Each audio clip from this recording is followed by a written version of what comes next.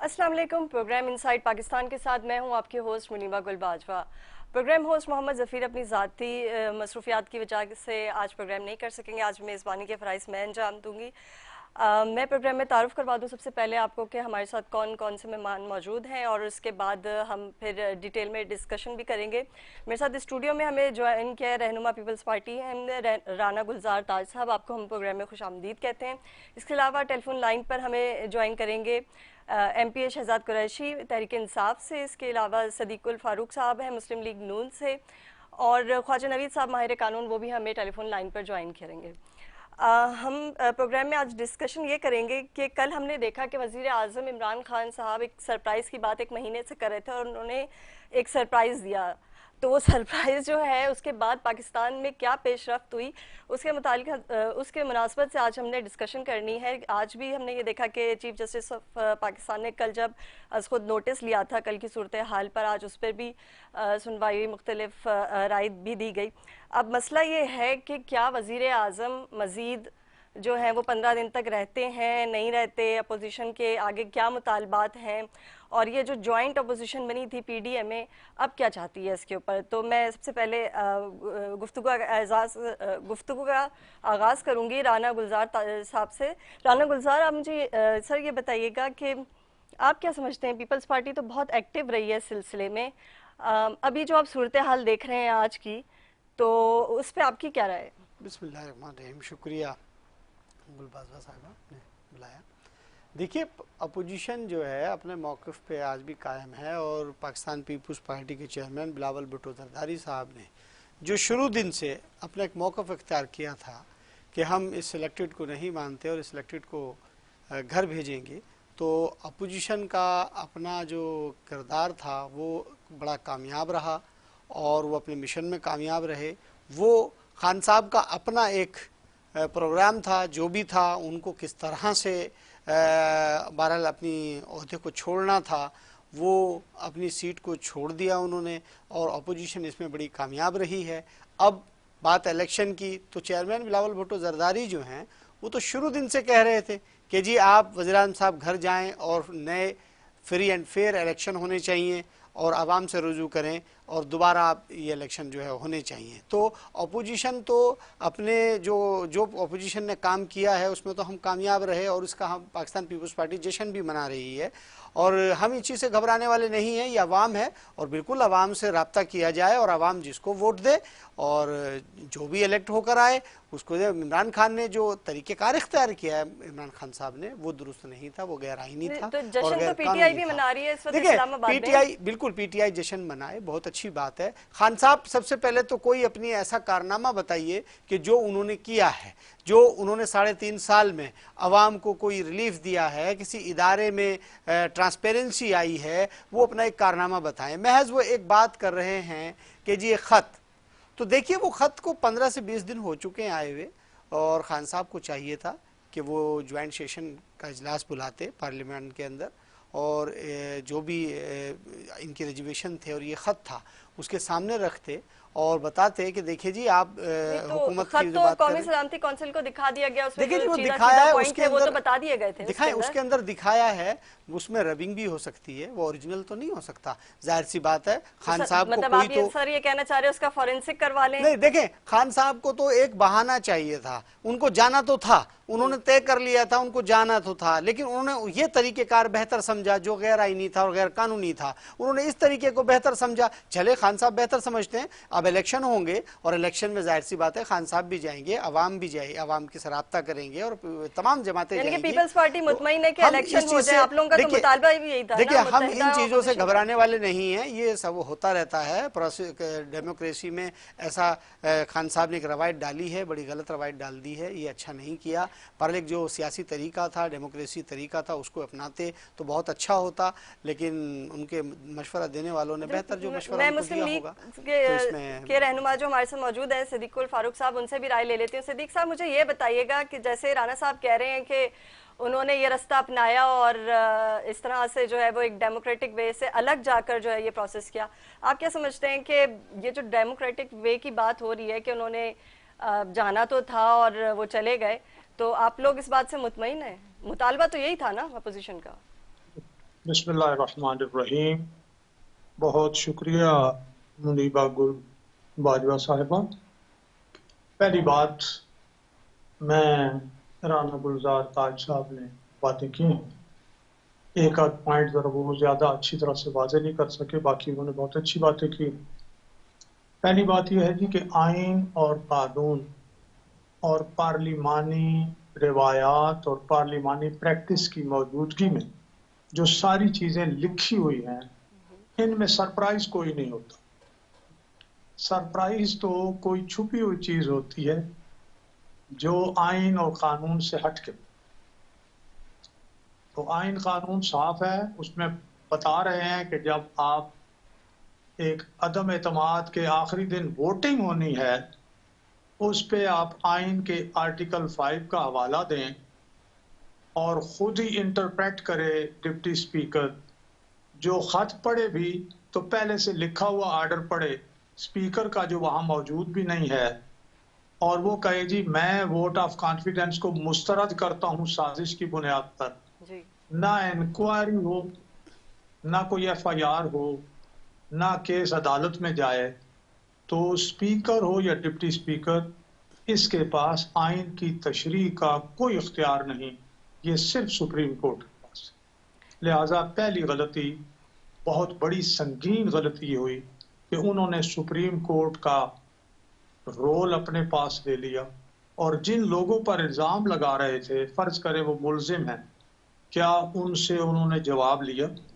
नहीं सदीक अदालत साहब, में जब ऐसा कौन मुकदमा सा, होता सॉरी है तो जिन मैं पर कता कलामी माफ, मुझे ये बताएं कि आप अभी कह रहे हैं FIR थोड़ा और जुर्म की बात कर रहे हैं, तो जुर्म तो नहीं हुआ ना? तहरीक अदम एतमाद की जो है वो अभी मोशन जमा नहीं, करवाया था, उस पर रूलिंग हुई है, तो उसके अंदर मैं कोई ऐसा जुर्म गुजारिश तो नहीं करूंगा। हुआ। देखो बेटा, देखें ये बड़ी संगीन बात है।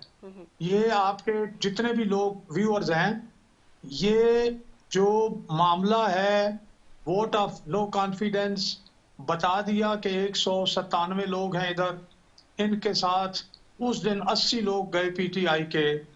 197 से जब अदम एतमाद मंजूर हो जाती है, वजीर आजम नहीं रहता, ना वो केयर टेकर होता है, फिर leader of the house elect होता है, उसको इक़्तिदार मुंतकिल होता है।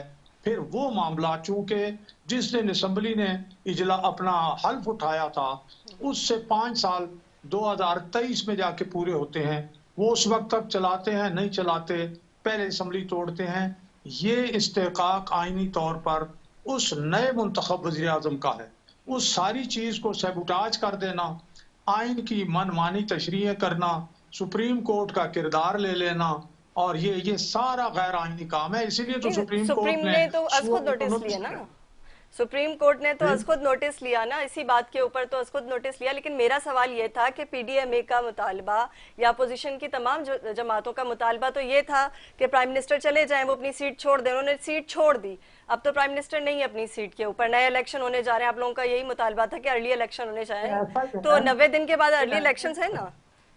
मुनीबा गुल साहिबा, ये ऐसा ही है जैसे मुझे भूख लगी हो और खाना जो है वो, मेरा एक दोस्त बजाय मुझे खाना जो जायज खाना है देने के, कहीं से चुरा के लेके आ जाए, तो कहीं आपको तो भूख ही लगी है ना, चोरी का खाना है, तब भी खा लें बस आप। बाबा, ये इलेक्शन का मुतालबा हमने ये किया तो कानूनी तौर पर या तो इमरान खान खुद असम्बलियां नो कॉन्फिडेंस से पहले तोड़ते, फिर बात थी।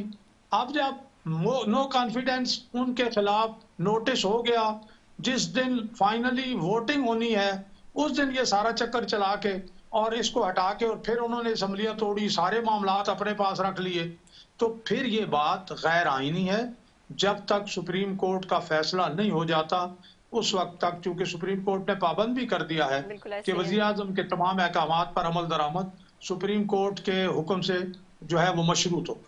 जी बिल्कुल ऐसे ही है। मैं इस पर राय जान लेती हूँ शहजाद कुरैशी साहब से। शहजाद साहब, आपको मेरी आवाज आ रही है?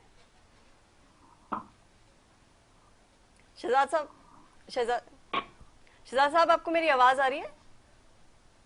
मेरे ख्याल से शहजाद साहब को मेरी आवाज़ नहीं आ रही, हम उनसे दोबारा रब्ता करने की कोशिश करेंगे। राना साहब, आप मुझे ये बताएं कि जैसे कि सदीक साहब ने ये कहा कि गैर आईनी है और अब तो सुप्रीम कोर्ट पे लाजिम बात है, जब इस चीज़ पे एक्शन खुद नोटिस ले लिया है, तो ये तो भी डिस्कशन चलेगी, हो सकता है कल या परसों तक जो है वो मजीद इस पे कार्रवाई हो और एक फैसला सामने आ जाए। लेकिन आपको क्या लगता है कि अभी एक नाम जो सामने आ रहा है निगरान वजीर आजम का, जस्टिस रिटायर्ड गुलजार साहब का, अगर वो as a caretaker prime minister आते हैं तो आपको क्या लगता है कि 90 दिन के बाद जो इलेक्शन होंगे वो कितने फेयर होंगे? देखिए जी, बात ये है कि हम तो ये चाहते हैं कि जो जिसका भी नाम हो जी जी वो कंसेंसस के साथ होना चाहिए और इसमें अना नहीं रखनी चाहिए, किसी को भी अपनी अना नहीं रखनी चाहिए, चाहे वो अपोजिशन है या इमरान खान है, कोई भी है, कंसेंसस सबका होना चाहिए। इमरान खान भी कौम की भलाई की बात कर रहे हैं ना, अपनी भलाई की बात तो नहीं कर रहे, तो उनको जिद नहीं करनी चाहिए और सबके साथ मिल बैठ कर बात करनी चाहिए, फैसला करना चाहिए, मुत्तफ़क़ा तौर पे करना चाहिए।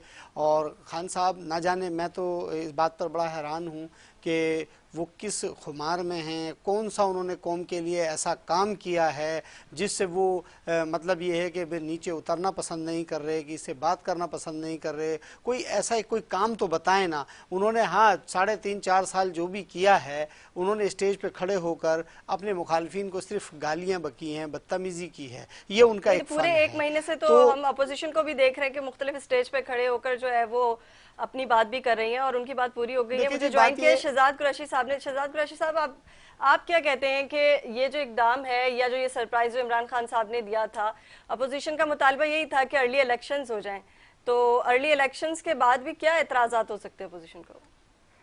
देखिए, अपोजिशन तो पहले दिन से ही साजिशों के जाल बुन रही थी।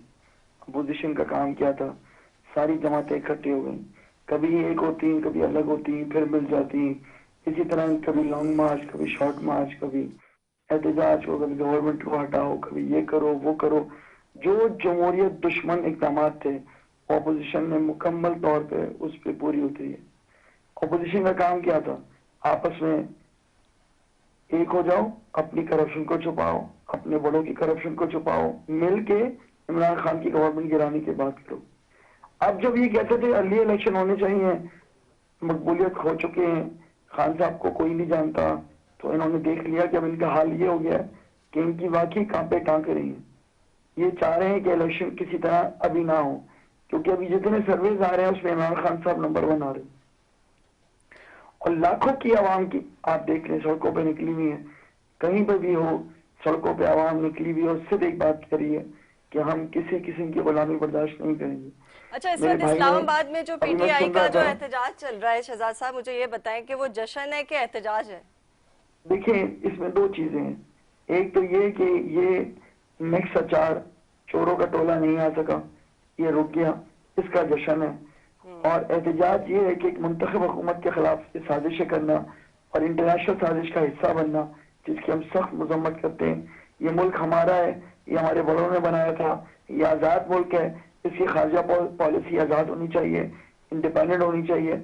और यही हमारे मुल्क में अगर ऐसा होगा तो ये हमारे मुल्क की आवाम के लिए बेहतर है, हमारे लिए बेहतर है, आपके लिए बेहतर है। इन्होंने ये जिक्र अभी बात कर रहे थे मेरे मौसूफ भाई कि इमरान खान ने क्या किया है। अब मेरा ख्याल है ये कॉपी पेंसिल नोट कर ले, मैं उनको बताता हूँ इमरान खान ने क्या किया। इमरान खान ने पूरी दुनिया में पाकिस्तानियों का सर फख्र से बुलंद कर दिया। इमरान खान ने इंटरनेशनली ये दुनिया को बताया कि ये आज़ाद कौम है और ये पूरी कौम जो है वो किसी की गुलामी नहीं करेगी। इमरान खान ने ये बताया कि जब गुस्ताखे रसूल सल्लल्लाहु अलैहि वसल्लम जब गुस्ताखी करते थे नबी करीम सल्लल्लाहु अलैहि वसल्लम की शान में, तो सिर्फ डायलॉग और बातें नहीं होती थी। अब जाके 15 मार्च को इस्लाम फोबिया के नाम से वो बन रहा है, उस वक्त उनकी तकरीर का यही अपोजिशन मजाक उड़ाती है। तकरीर से क्या होता है, तकरीर से क्या होता है, इतनी अच्छे खारजा पॉलिसी कि जिसकी वजह से आज इस्लाम फोबिया का दिन आलमी तौर पर मनाया जा रहा है। ये कहते हैं क्या किया है, आज कार मैन्युफैक्चरिंग देख लें, मोटरसाइकिल मैन्युफैक्चरिंग देख लें, एक्सपोर्ट देख लें, रियल एस्टेट सेक्टर्स देख लें। इतना कोरोना की वजह से दुनिया भर में महंगाई आई, सबने गौर किया। अभी रशिया यूक्रेन की लड़ाई के अंदर गैस, ऑयल, फ्यूल की प्राइसेस इंतहा हद तक बढ़ चुकी हैं। उसके बावजूद पूरी दुनिया में महंगाई आई। क्या हम दुनिया से अलग हैं? क्या हम दुनिया का पार्ट नहीं है? क्या ऑयल जब हम प्रोड्यूस नहीं करते, हमारे मुल्क से पैदा नहीं होता, हम जब बाहर से खरीदने जाएंगे वो करंट प्राइस पे खरीदेंगे ना? ऐसा तो नहीं होगा ना कि हमने कोई 3-4 साल पुरानी प्राइस पे खरीदेंगे। इस वक्त हाल ये है कि आप ये देखें कि किस तरीके से लोटों का बाजार गर्म किया गया, अच्छा खरीदो शहजाद साहब, फरोख्त का बाजार गर्म किया ये गया, तो बात किस हो गई तरीके से कि पैसे चलाए गए, किस तरीके से शहजाद साहब मैं एक आपको जमहूरियत यहाँ पसंद हुकूमत के शहजाद खिलाफ साहब मैं आपको यहाँ इतनी रोकना गहरी चाहूंगी। साजिश मुझे मेरा जिसकी सवाल वजह ये से था, मुल्क को भी नुकसान हो रहा है मेरा और सवाल मुल्क ये की था सलामती को शहजाद नुकसान हो रहा है। साहब कि हम यहाँ बात कर रहे हैं कि अपोजिशन ये चाहती थी कि अर्ली इलेक्शन हो जाए, अर्ली इलेक्शंस के लिए जो है वो इमरान खान साहब ने असेंबलियाँ तोड़ दी। तो ये आईनी है कि गैर आईनी है, इस पे सुप्रीम कोर्ट के अंदर तो बहस चल रही है। अपोजिशन ये पूछना चाह रही है कि इमरान खान साहब ने अवाम के लिए क्या काम किया, उनको क्या रिलीफ दिया। मैं इस पे आपसे मजीद गुफ्तगू करूंगी, लेकिन मैं यहाँ लूंगी एक छोटा सा ब्रेक।